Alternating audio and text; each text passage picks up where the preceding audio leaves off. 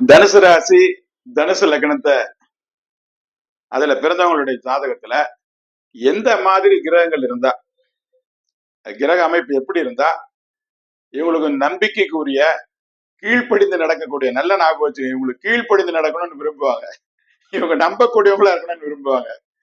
அவங்க நம்பிக்கைக்குரிய கீழ்ப்படிந்த கடமை உள்ள, அவங்க ரொம்ப கடமை உணர்ச்சி உள்ளவங்களா நினைப்பாங்க இவங்க.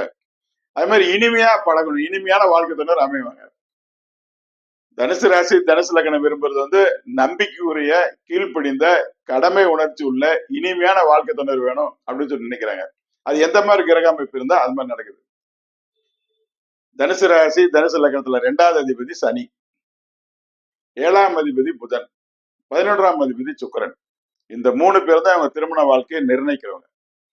இந்த 3 கிரகங்களும் ஒருத்தருக்கு ஒருத்தர் நட்பா இருக்கணும். ஒருத்தருக்கு ஒருத்தர் நல்ல, இவங்க உண்மையிலே நட்பு, இயல்பான நட்பானவங்க. அவங்க உட்கார்ந்து இருக்க அமைப்பு, ஜாதகத்துல உட்கார்ந்து இருக்க அமைப்பு நல்லா இருக்கும்.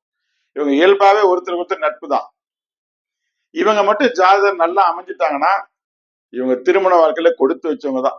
இவங்க திருமணம் குறித்து ஜாதகம் வந்தோன்னா முதல்ல இவங்களுக்கு 2ஆம் அதிபதி சனி எப்படி இருக்காரு, 7ஆம் அதிபதி புதன் எப்படி இருக்காரு, 11ஆம் அதிபதி சுக்கிரன் எப்படி இருக்காரு, இவர் ஒருத்தருக்கு ஒருத்தர் சரியா அமர்ந்து இருக்காங்களா, ஒருத்தருக்கு ஒருத்தர் பார்த்திருக்காங்களா, சேர்ந்திருக்காங்களா, நல்ல பாவங்கள் அமைஞ்சிருக்காங்கிற பொறுத்து தான் இவங்க திருமண வாழ்க்கையோட வெற்றியா இருக்குது.